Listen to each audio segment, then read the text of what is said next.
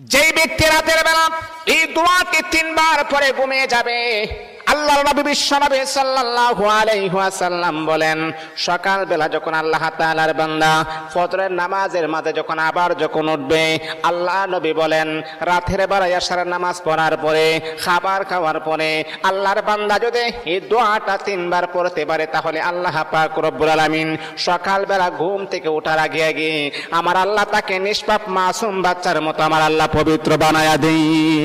দোয়াটা সবাই আমরা জানি, আমরা সবাই কিন্তু দোয়াটা জানি, কিন্তু আমরা আমল করি না। দোয়াটা হলো আস্তাগফিরুল্লাহাল্লাযী লা ইলাহা ইল্লা হুয়াল হাইয়ুল কাইয়্যুম ওয়া আতুবু ইলাইহি লা হাওলা ওয়ালা কুওয়াতা ইল্লা বিল্লাহিল আলিয়্যিল আযীম।